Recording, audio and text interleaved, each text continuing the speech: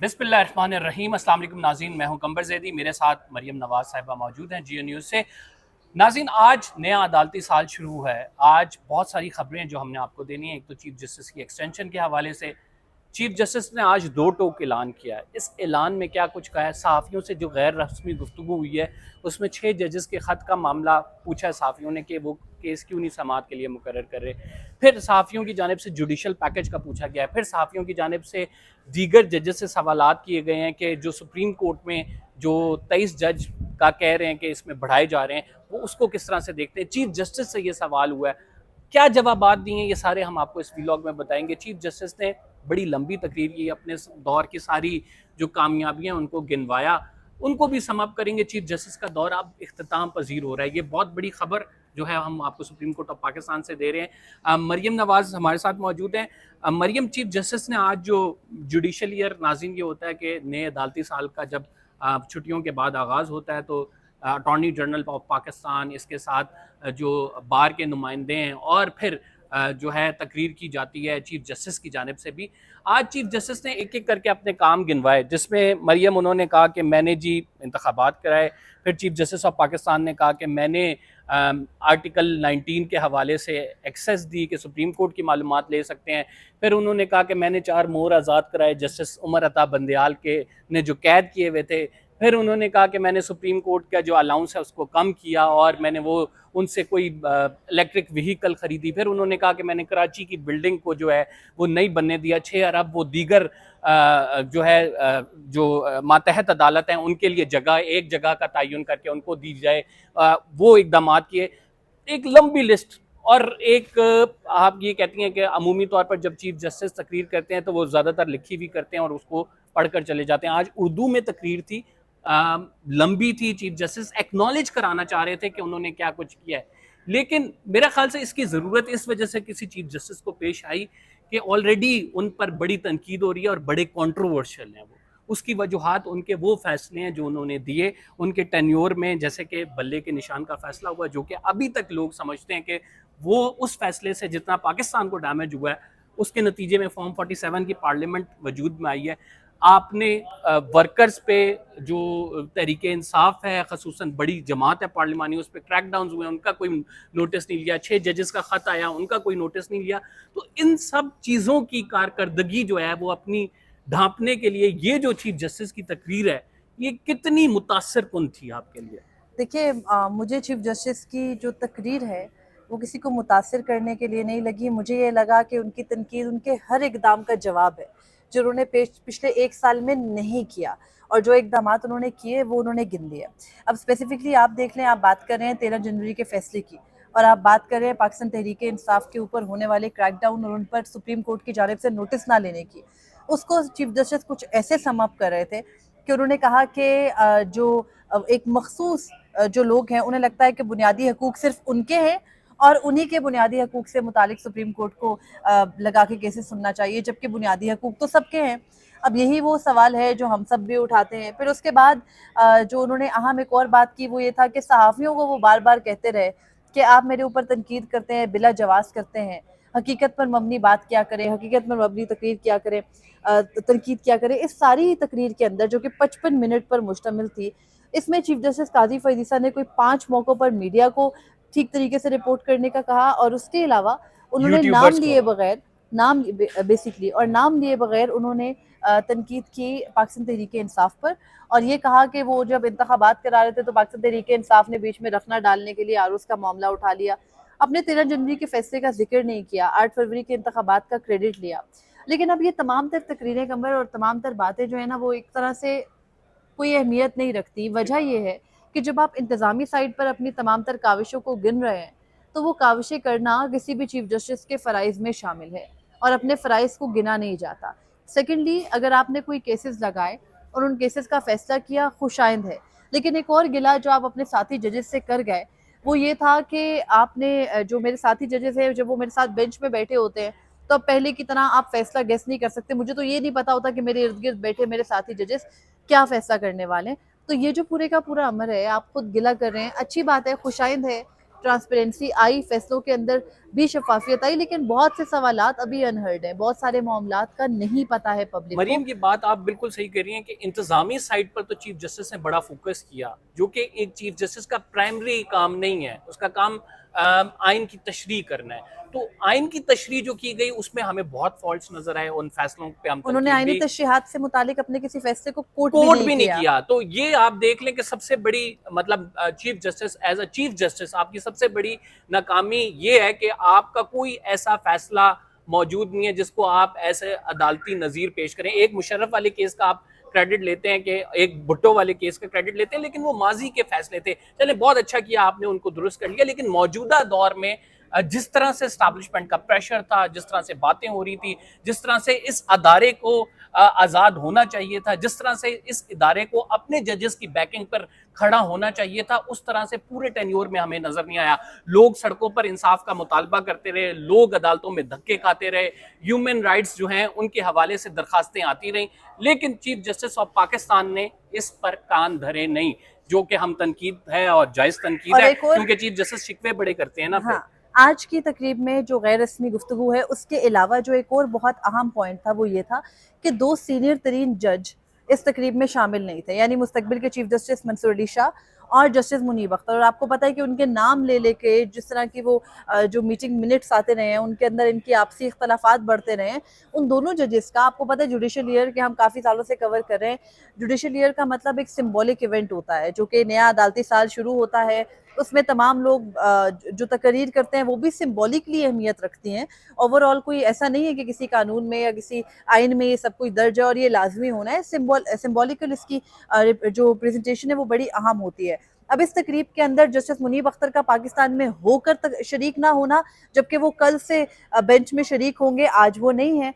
फिर जस्टिस मंसूर अली शाह बेशक बैरून मुल्क हैं, उन्होंने इसी हफ्ते वापस आना है, लेकिन वो नहीं आए। नए अदालती साल की तकरीब को उन्होंने प्रायोरिटाइज जरूरी नहीं करके समझा क्या? जरूरी नहीं समझा, या जो अभी रिसेंटली जिस तरह डिवाइड की बातें हो रही हैं, इन जजेस का आपस की तफरीक है। फिर हमने देखा किस तरह से गुज़िश्ता चंद इवेंट्स के अंदर इन दोनों जजेस को खास तौर पर मुतनाज़ा करने की, टारगेट करने की कोशिश की गई। फिर उनके खिलाफ बाकायदा कैंपेनिंग है, और ये कैंपेन वो लोग कर रहे हैं, अफसोस का अमर भी ये है कि वो लोग कर रहे हैं जो चीफ जस्टिस कादी फैज़ ईसा की फेवर करते हैं और इन जजेस पर तनकीद करते हैं, और उससे तासुर ये जाता है, भले चीफ जस्टिस का बराह रास्त इस मामले से कोई ताल्लुक है या नहीं है, तासुर ये जाता है कि चीफ जस्टिस की ईमा पर या उनकी हिमायत के लिए या उनकी खुशनुदी हासिल करने के लिए चंद लोग कुछ जजेस को जानबूझकर मुतनाज़ बनाने की कोशिश करें। और ऐसे मौके पर उन जजेस का इन तकरीबात में शामिल ना होकर ये वाज़ेह पैगाम है कि डिवाइड मौजूद है आपके बेंच के अंदर, और आपके जजेस आपकी अपनी बातों से बहुत ज़्यादा मुत्तफिक नहीं है।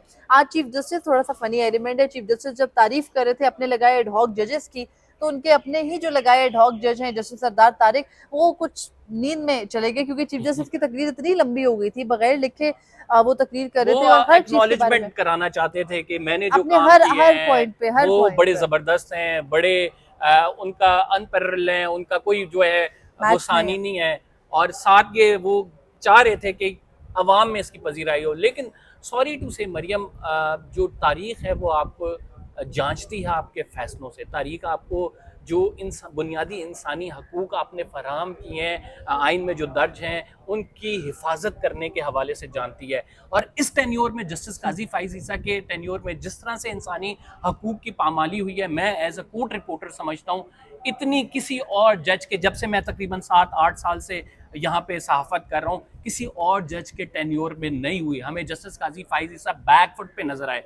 हमें अनफॉर्चुनेटली जो जस्टिस अतहर मिनल्ला कहते हैं कि this court is complicit to the power corridors, हमें वो उसकी अमली तस्वीर यहाँ पे फैसलों से नजर आई। आज चीफ जस्टिस से यही बात हुई जब सहाफ़ियों से गैर रस्मी गुफ्तगू कर रहे थे, तो चीफ जस्टिस ने कहा कि देखें, मैंने अकील अब्बासी साहब को जो है वो सुप्रीम कोर्ट लेके आया, और लाने के 3 दिन बाद उन्होंने मुझसे इख्तिलाफ कर लिया। तो अब जो मैं बेंच बनाता हूँ, इससे कभी पता लगता है कि कोई क्या फैसला आ रहा है। तो हमारे एक साफ़ी है राजा बशारत साहब, उन्होंने कहा कि जी बिल्कुल पता लग जाता है, जिसपे तमाम साफ़ी मुस्कुराए और चीफ जस्टिस वहां से चलते बने। और चीफ जस्टिस ने फिर जुडिशल पैकेज के हवाले से मरियम जो बात की है वो बड़ी इंपॉर्टेंट है।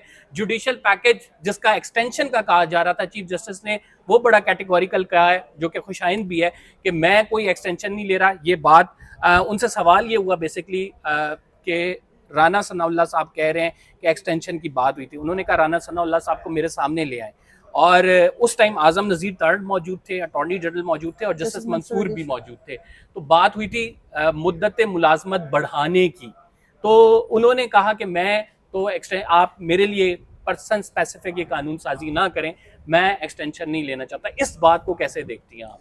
देखिए कमर, जब से एक्सटेंशन की बातें होने लगी, जुडिशल पैकेज की बातें होने लगी, पहले दिन से, जब आपको याद होगा कि जब जुडिशल कमीशन का इजलास हुआ था, उसके बाद ये खबरें निकली थी कि चीफ जस्टिस ने एक्सटेंशन लेने से इनकार कर दिया है और वो एक्सटेंशन में दिलचस्पी नहीं रखते, तभी हसनात मलिक साहब ने ये स्टोरी की थी।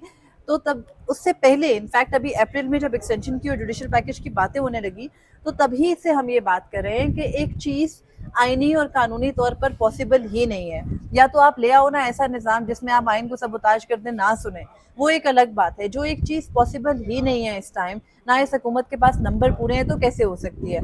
सजेशन ज़रूर थी। जब आपको याद हो कि जेसीपी की वो मीटिंग जिसमें चीफ जस्टिस की ये मुलाकात उसके बाद हुई थी और उन्होंने ये बात कही भी थी कि मैं पर्सन स्पेसिफिक ना लेके आए अमेंडमेंट, उसके बाद भी जब बातें होने लगी तो तब भी हम यही बात कर रहे थे कि जजेस को भी कैसे लगा कि आईनी तरमीम कर लेंगे। अब आज चीफ जस्टिस अगर अपनी एक्सटेंशन की तरदीद कर रहे हैं तो मुझे ये लगता है कि ये कोई इतनी बड़ी खबर या इतनी बड़ी बात नहीं है। अगर किसी भी अक्ल समझ वाले को ये बात मालूम है कि ये पॉसिबल ही नहीं है, भले चीफ जस्टिस मुतालबा कर रहे होते, ऐलान कर रहे होते, कह रहे होते मुझे 2 एक्सटेंशन, मुल्क के हालात जैसे कि आर्मी चीफ ने माजी में किया, मांग भी रहे होते, तो एक चीज़ पॉसिबल नहीं है। सेकेंडली, आज चीफ जस्टिस ने ऐलान जिससे कहा उन्होंने कि सब लोग यही बात कर रहे हैं कि कर दिया, वो उस मीटिंग के हवाले से बात कर रहे हैं, उस एक स्पेसिफिक चीज़ के हवाले से बात कर रहे हैं। जब वो अपनी स्पीच कर रहे थे तो स्पीच के अंदर भी उन्होंने एक मरतबा गलती से कह दिया अगले साल में इंशाल्लाह करके। तो अब वो चीज़ें, और फिर एब्रप्टली अपनी बात को वापस किया जैसे उनसे बोलने में गलती हो गई हो। तो ये जो पूरी तमाम तर सिनेरियोज हैं, मौजूदा सूरत हाल पूरी क्रिएट हुई थी तोसी देने की, उसमें वो तोसी प्रोग्राम काबिल अमल नहीं था।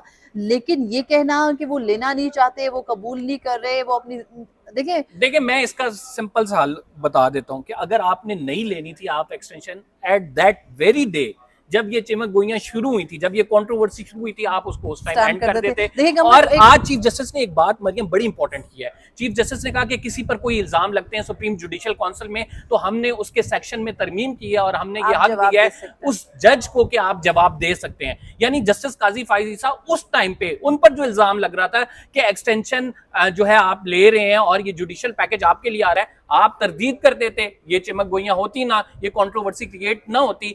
तो अब तासुर ये है कि अब जब पूरा सब कुछ हो गया है, जब उन्हें पता है कि एक्सटेंशन नहीं मिलनी, जब उन्हें पता है कि दाल नहीं गल रही, तो अब जाकर उन्होंने ऐलान कर दिया कि मैं एक्सटेंशन नहीं ले रहा हूं। सीधी सी बात है, अंगूर खट्टे हैं, नंबर 1। सेकेंडली ये कि जो पूरे का पूरा ये सिनेरियो है, इसके अंदर चीफ जस्टिस काजी फरीद ईसा ने जब से मनसब संभाला है और उनके मनसब संभालने के तकरीबन 3 माह के बाद उनके ऊपर स्ट्रेट किस्म की तनकीद होने लगी है, क्योंकि शायद उन 3 माह में सभी ये एब्जॉर्ब कर रहे थे कि नहीं ऐसा नहीं है, चीफ जस्टिस काजी फरीद ईसा वाला ही अपना रखेंगे सूरत हाल। लेकिन फिर उन्होंने नहीं रखी, उन पर तनकीद शुरू हुई, उन्होंने अपने ऊपर होने वाली हर उंगली, अपने ऊपर होने वाली हर तनकीद पर जवाब दिया है। अपने साथ होने वाला जो कुछ भी उनके साथ हुआ, उनसे मुतालिक कोई खबर चली, कोई गलती चली, कोई तरदीद चली, नहीं चली, आज भी बात करते हुए वो सहाफ़ियों को उनकी जिम्मेदारी का एहसास दिलाते रहे, उन्होंने उनका हर चीज़ का जवाब दिया।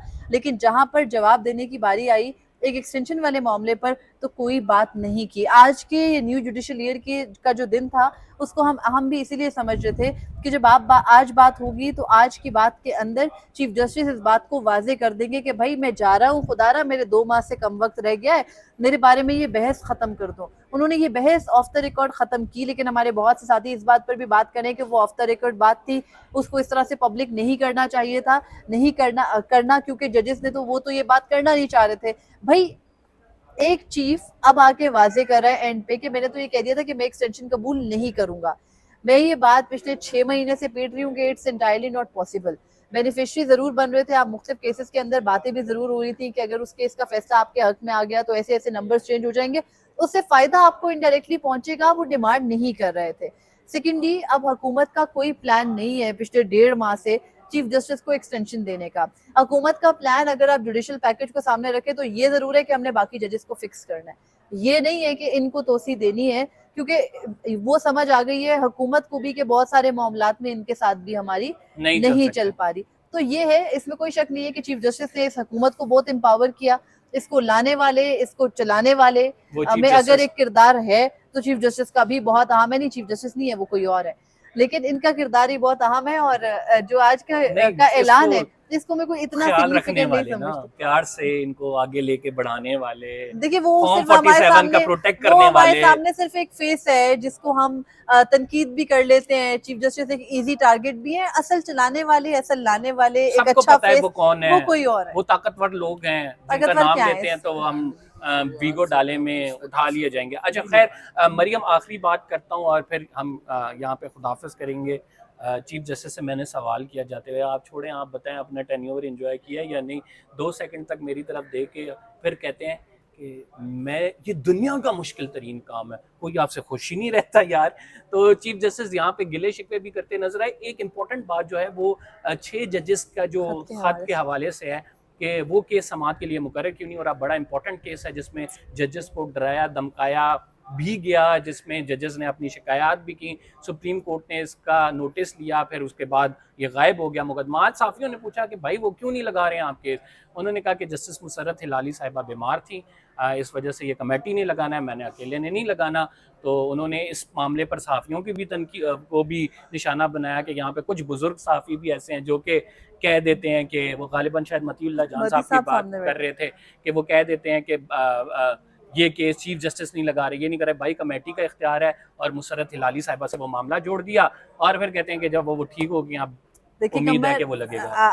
आप सब, हम सब ये वाली तनकीद जरूर करते हैं, लेकिन हमें यहाँ पर एक चीज नहीं भूलनी चाहिए, और वो ये है कि जब मिलिट्री कोर्ट्स का मुकदमा ना डिसाइड हो रहा हो, जब 6 जजेस के खत का मुकदमा ना लग रहा हो, जो दीगर अहम नोयत के मुकदमात हैं, अवामी नोयत के मुकदमात हैं, वो ना लग रहे हों, तो अकेली तनकीद चीफ जस्टिस पर नहीं बनती। कॉम्प्लिसिटी बाकी दोनों जजेस की भी इक्वली है। आप भी कमेटी के उतने ही रुकन हैं। आप खुद आप मुतनाज़े नहीं होना चाहते, आप अरशद शरीफ का केस हो उसके अंदर मुतनाज़े नहीं होना चाहते, आप कोई और अहम मुकदमा हो 6 जजेस के खत समेत, आप उसमें मुतनाज़े नहीं होना चाहते, क्योंकि आप सबको अपनी अपनी जो कुर्सी है ना उसकी फिक्र पड़ी है। वही जस्टिस बन रहे हैं, जब बनेंगे तो भी हमारी तनकीद के तीर इसी तरह उनके निशाने पे लगेंगे अगर वो कुछ ऐसा करेंगे।